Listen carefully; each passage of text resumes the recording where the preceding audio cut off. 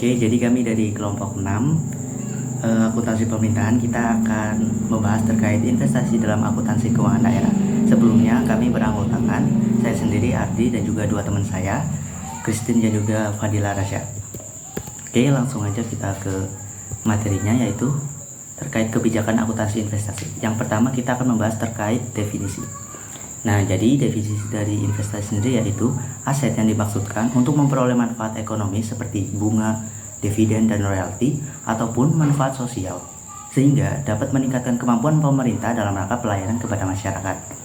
Nah, selain itu juga investasi merupakan instrumen yang dapat digunakan oleh pemerintah daerah untuk memanfaatkan surplus anggaran untuk memperoleh pendapatan dalam jangka panjang dan memanfaatkan dana yang belum digunakan untuk investasi jangka pendek dalam rangka manajemen kas.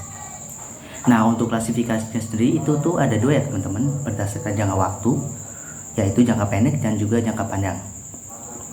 Nah, menurut PSAP berbasis akrual nomor 6 tentang investasi, yang pertama itu investasi jangka pendek, yaitu memiliki karakteristik dapat diperjualbelikan atau dicairkan dalam waktu 3-12 bulan.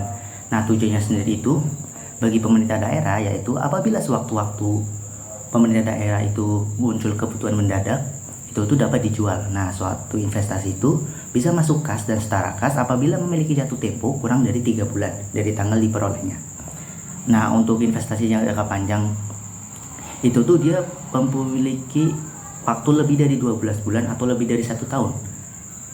Nah, di invest jangka panjang ini tuh dia terbagi menurut sifatnya itu tuh ada dua, yaitu jangka panjang non permanen dan juga permanen. Nah, yang non permanen itu dimaksudkan untuk dimiliki secara tidak berkelanjutan atau sewaktu-waktu akan dijual atau ditarik kembali. Nah, sebaliknya untuk yang permanen itu dimaksudkan untuk dimiliki secara berkelanjutan atau tidak untuk diperjualbelikan ataupun ditarik kembali. Nah, dalam bagian akun standar itu diklasifikasikan itu ada 3 ya teman-teman. Yang pertama investasi jangka pendek, yang kedua itu jangka panjang non permanen, dan yang ketiga itu jangka panjang permanen. Nah, untuk contoh dari jangka pendek itu ada investasi dalam saham, deposito, SUN, SBI, SPN, investasi jangka pendek BLUT, dan juga lainnya. Nah, untuk contoh dari jangka panjang non permanen itu ada investasi kepada BUMN, BUMD, BUMS, investasi dalam proyek pembangunan, dana bergulir, deposito jangka panjang, dan investasi non permanen lainnya. Nah, untuk contoh dari yang permanen yang ketiga ini yaitu penyertaan modal kepada BUMN, BUMD, BUMS, dan investasi permanen lainnya. Nah, setelah tadi kita tahu dari definisi dan juga klasifikasi, lalu selanjutnya itu kita ke pengakuan. Nah, investasi itu diakui itu saat apa ya? Yaitu saat terdapat pengeluaran kas atau aset lainnya yang dapat memenuhi kriteria sebagai berikut. Ini ada dua ya teman-teman. Yang pertama itu memungkinkan Pemda memperoleh manfaat ekonomi dan manfaat sosial atau jasa potensial di masa depan. Nah, yang kedua itu tuh nilai perolehan atau wajarnya itu bisa diukur secara andal dan juga memadai. Nah, jadi itu ketika pengakuan investasi itu terjadi, maka fungsi akuntansi PPKAD itu membuat jurnal pengakuan investasi. Nah, untuk jangka pendeknya sendiri itu dia tuh menjurnal investasi jangka pendek di sebelah debit dan kas di daerah sebelah kredit itu jika tunai. Nah, begitu juga untuk investasi jangka panjang. Nah, selain itu juga investasi jangka panjang, Pemda juga mengakui terjadinya pengeluaran pembiayaan dengan menjurnal pengeluaran pembiayaan penyertaan modal atau investasi Pemda itu di sebelah debit, lalu untuk perubahan saldo anggaran lebih itu di sebelah kredit. Nah, oke, untuk bab selanjutnya itu ada pihak-pihak yang terkait. Jadi siapa aja yang terkait ini? Nah, yang terkait itu tuh dalam sistem akuntansi investasi itu ada penata usaha keuangan PPKAD atau PPKAD dan juga PPKD. Nah, kita yang ke pertama dulu di PPKAD yang dalam sistem akuntansi investasi ini tuh memiliki fungsi akuntansi PPKAD yang memiliki tugas ada 3 ya teman-teman. Yang pertama itu mencatat transaksi atau kejadian investasi berdasarkan bukti-bukti transaksi yang sah ke buku jurnal umum. Nah, lalu yang kedua itu dia tuh memposting jurnal transaksi atau kejadian investasi ke dalam buku besar masing-masing rekening. Lalu yang terakhir itu membuat laporan keuangan yang terdiri dari laporan realisasi anggaran, laporan operasional, laporan perubahan sal, laporan perubahan ekuitas, laporan arus kas dan neraca, dan juga cal. Lalu yang kedua ini ada PPKD. Jadi itu dia memiliki tugas itu ada 2. Yang pertama itu menandatangani laporan keuangan PPKD sebelum diserahkan dalam proses penggabungan ataupun konsolidasi yang dilakukan oleh fungsi akuntansi PPKD. Lalu yang kedua itu menandatangani surat pernyataan tanggung jawab PPKD. Nah, untuk materi selanjutnya terkait pengukuran itu akan disampaikan oleh teman saya, Christine. Oke, terima kasih untuk rekan saya. Selanjutnya di sini saya akan menjelaskan tentang pengukuran. Jadi, pengukuran itu ada 4, yaitu pengukuran investasi jangka pendek, pengukuran investasi jangka panjang, pengukuran investasi yang diperoleh dari nilai aset yang diakui sebagai investasi pemerintah daerah, dan pengukuran investasi yang harga perolehannya dalam valuta asing. Oke, kita masuk ke investasi jangka pendek. Investasi jangka pendek dibagi dua, yaitu dalam bentuk surat berharga dan dalam bentuk non-saham. Untuk investasi dalam bentuk surat berharga, itu kalau ada nilai biaya perolehannya yang dicatat itu sebanyak biaya perolehannya.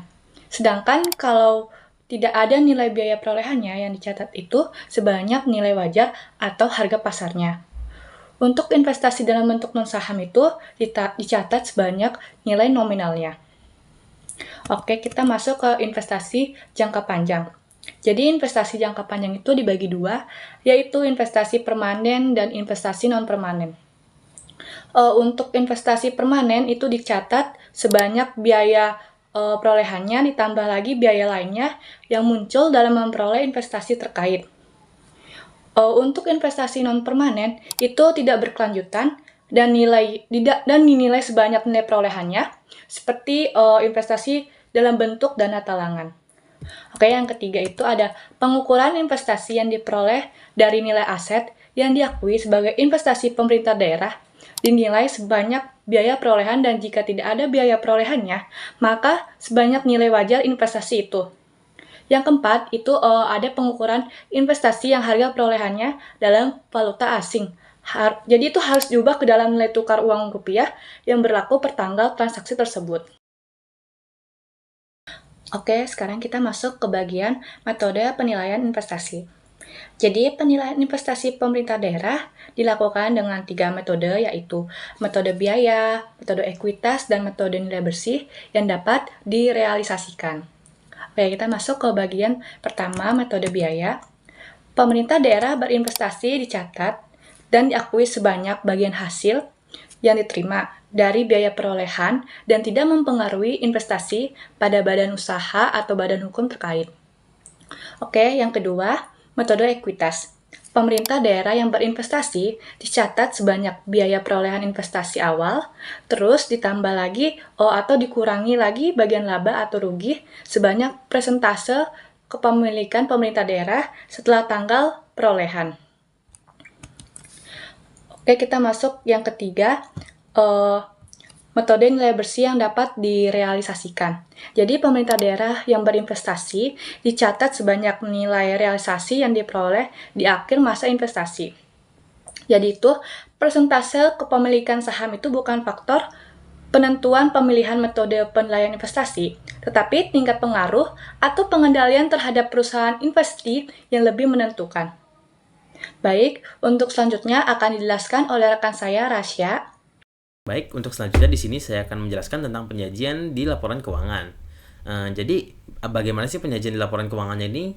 Jadi, investasi jangka pendek ini disajikan sebagai bagian dari aset lancar, sedangkan investasi jangka panjang ini disajikan sebagai bagian dari investasi jangka panjang yang kemudian dibagi ke dalam investasi non-permanen dan investasi permanen.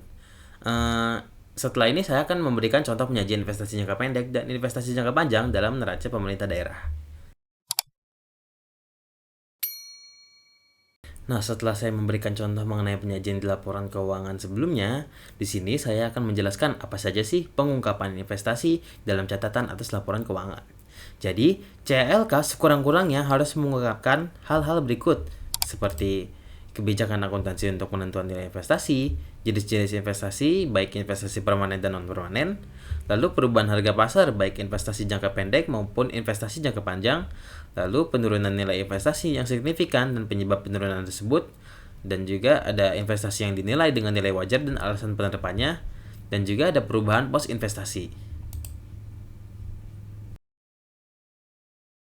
Oke, terima kasih untuk rekan saya. Di sini saya akan menjelaskan dokumentasi yang digunakan. Jadi untuk dokumentasi utama yang digunakan terkait sistem akuntansi investasi pada PPKD itu tergantung daripada jenisnya. Seperti yang tertera dalam modul ini, ada investasi jangka pendek, ada juga dokumentasinya. Terus investasi jangka panjang non permanen itu juga dengan dokumentasi yang digunakan, terus dan investasi jangka panjang permanen itu juga ada dokumentasi yang digunakan. Jadi itu bisa dipilih salah satunya, nggak harus semuanya karena di situ tulisannya garis miring. Oke, di sini juga ada beberapa kata yang kurang kita ketahui, yaitu seperti SP2D LS. Itu singkatan dari surat perintah pencairan dana langsung. Itu jika berupa tunai. Kalau BAST itu singkatan dari berita acara serah terima. Itu jika berupa aset. Jadi seperti itu untuk dokumentasi yang digunakan. Kita langsung aja masuk ke contoh kasusnya dan jurnal standarnya yang akan dijelaskan oleh rekan saya, Rasya. Nah, berikut saya akan memberikan contoh kasus dan juga ilustrasi dari jurnal standarnya. Yang pertama itu ada investasi jangka pendek. Pada tanggal 1 April 2015, pemerintah Kota Samawaria menempatkan dananya sebesar 100 juta pada deposito berjangka 6 bulan di Bank Pembangunan Daerah dengan tingkat bunga 24% per tahun. Berikut adalah jurnal EO dan juga neracanya. Nah, tiap tanggal 1 mulai dari bulan Mei, pemerintah Kota Samawaria akan menerima bunga deposito dari Bank Pembangunan Daerah dengan asumsi pelaksanaan anggaran mengikuti kode rekening BAS Mendagri nomor 64 tahun 2013. Dan berikut adalah jurnal EO dan neraca dan juga jurnal LRA-nya. Misal, asumsi pelaksanaan anggaran mengikuti kode rekening anggaran Permendagri nomor 13 tahun 2006. Maka berikut adalah jurnal LRA-nya. Nah, selanjutnya, pada tanggal 1 Oktober 2015, pemerintah Kota Samawaria mencairkan seluruh depositonya pada Bank Pembangunan Daerah dengan asumsi pelaksanaan anggaran mengikuti kode rekening BAS Permendagri nomor 64 tahun 2013. Dan berikut adalah jurnal EO dan neraca serta jurnal LRA-nya. Misal, asumsi pelaksanaan anggaran mengikuti kode rekening anggaran Permendagri nomor 13 tahun 2006. Maka berikut adalah jurnal LRA-nya. Nah, selanjutnya di sini ada investasi jangka panjang metode biaya. Mengacu pada Perda Investasi pada tanggal 2 Februari 2015, pemerintah Kota Samawaria melakukan penyertaan modal kepada PT Masuk Angin sebesar 300 juta dengan dokumen pencairan berupa SP2D LS. Atas penyertaan modal yang dilakukan ini, pemerintah Kota Samawaria memiliki kepemilikan sebesar 10% pada PT Masuk Angin dengan asumsi pelaksanaan anggaran mengikuti kode rekening BAS Permendagri nomor 64 tahun 2013. Maka jurnal EO dan neraca serta jurnal LRA-nya adalah sebagai berikut.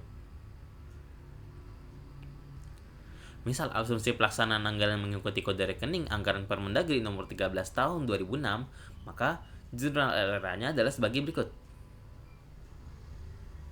Nah, lalu pada tanggal 5 Juni 2015, PT Masuk Angin mengumumkan perolehan laba tahun 2015 sebesar 100 juta. Selain itu, diumumkan juga bahwa 20% dari laba tersebut akan dibagikan sebagai dividen tunai. Pembagian dividen ini dilakukan pada tanggal 9 Juni 2015. Berikut adalah jurnal EO dan neracanya. Kita asumsikan pelaksanaan anggaran mengikuti kode rekening BAS Permendagri nomor 64 tahun 2013, maka jurnal EO dan neraca pembagian dividen serta jurnal LRA-nya adalah sebagai berikut. Nah, misal asumsi pelaksanaan anggaran mengikuti kode rekening anggaran Permendagri nomor 13 tahun 2006, maka berikut adalah jurnal LRA-nya.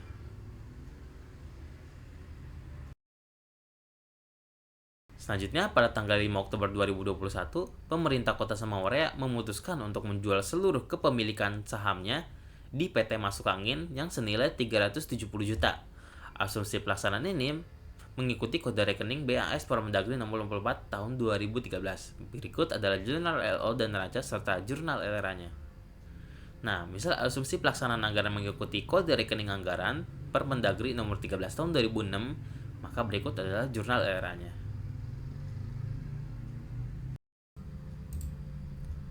Kita lanjutkan ke investasi jangka panjang dengan metode ekuitas.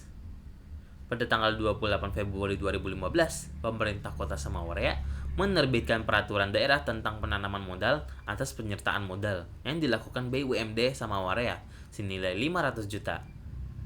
SP2DLS diterbitkan oleh PPKD atau BUD untuk penanaman modal ini pada tanggal 17 Maret 2015. Atas penyertaan modal yang dilakukan ini, pemerintah Kota Samawarea memiliki porsi kepemilikan sebesar 100% pada BUMD Samawarea. Asumsi pelaksanaan anggaran ini mengikuti kode rekening BAS Permendagri nomor 64 tahun 2013. Berikut adalah jurnal LO dan neraca serta jurnal LR-nya. Misal asumsi pelaksanaan anggaran mengikuti kode rekening anggaran Permendagri nomor 13 tahun 2006, maka berikut adalah jurnal LRA-nya. Selanjutnya, pada tanggal 28 April 2015, BUMD Samawarea mengumumkan perolehan laba tahun 2015 sebesar 200 juta. Selain itu, diumumkan juga bahwa 20% dari laba tersebut akan dibagikan sebagai dividen tunai. Pembagian dividen dilakukan pada tanggal 7 Mei 2015. Berikut adalah jurnal LO dan neracanya. Bisa dilihat di jurnal ini, saat ini nilai investasi Pemda pada BUMD Samawarea sebesar 660 juta. Yang didapat dari 500 juta ditambah 200 juta dikurang 40 juta. Misal, asumsi pelaksanaan anggaran mengikuti kode rekening BAS Permendagri nomor 64 tahun 2013, maka jurnal LO dan neraca pembagian dividen serta jurnal LR-nya adalah sebagai berikut. Misal, asumsi pelaksanaan anggaran mengikuti kode rekening anggaran Permendagri nomor 13 tahun 2006, maka berikut adalah jurnal LR-nya. Nah, pada tanggal 3 Juli 2018, pemerintah Kota Samawarea memutuskan untuk menjual seluruh kepemilikan sahamnya di BUMD Samawarea. Harga penjualan seluruh saham ini senilai 700 juta. Misal asumsi periode 28 April 2015 sampai dengan 3 Juli 2018, BUMD Samawarea tidak untung dan tidak rugi. Asumsi pelaksanaan ini mengikuti anggaran kode rekening BAS Permendagri nomor 64 tahun 2013. Berikut adalah jurnal LO dan neraca serta jurnal LRA-nya. Nah, misal asumsi pelaksanaan anggaran ini mengikuti kode rekening anggaran Permendagri nomor 13 tahun 2006, maka berikut adalah jurnal LRA-nya. Nah, yang terakhir ini ada investasi jangka panjang dengan metode nilai bersih yang dapat direalisasikan. Jadi pada tanggal 1 Juli 2015, pemerintah Kota Samawarea melakukan pembentukan tanah bergulir senilai 250 juta. Asumsi pelaksanaan anggaran ini mengikuti kode rekening BAS Permendagri nomor 64 tahun 2013. Maka jurnal LO dan neraca serta jurnal LR-nya adalah sebagai berikut. Misal asumsi pelaksanaan anggaran ini mengikuti kode rekening anggaran Permendagri nomor 13 tahun 2006, maka jurnal LR-nya adalah sebagai berikut. Selanjutnya, pada tanggal 1 Oktober 2015, diterima hasil dari pengelolaan dana bergulir sebesar 3 juta. Maka, asumsi pelaksanaan anggaran mengikuti kode rekening BAS Permendagri nomor 64 tahun 2013, ya di mana jurnal LO dan neraca serta jurnal LRA-nya adalah sebagai berikut. Nah, misal asumsi pelaksanaan anggaran ini mengikuti kode rekening anggaran Permendagri nomor 13 tahun 2006, maka jurnal LRA-nya adalah sebagai berikut. Selanjutnya, pada tanggal 30 Desember 2019, pemerintah Kota Samawarea menarik semua dana bergulir tersebut. Pada tanggal tersebut, dana bergulir yang dapat ditarik itu sebesar 270 juta. Maka, asumsi pelaksanaan anggaran mengikuti kode rekening BAS Permendagri nomor 64 tahun 2013, yang dimana jurnal LO dan neracanya adalah sebagai berikut. Misal asumsi pelaksanaan anggaran ini mengikuti kode rekening anggaran Permendagri nomor 13 tahun 2006, maka berikut adalah jurnal LR-nya. Baik, jadi ini merupakan akhir dari video presentasi ini. Terima kasih buat teman-teman yang sudah mendengarkan hingga akhir. Dan jika misalnya teman-teman memiliki pertanyaan, bisa langsung komen aja ya di bawah, biar kami bisa bantu jawab juga. Sekian dari kelompok kami, terima kasih banyak. Wassalamualaikum warahmatullahi wabarakatuh.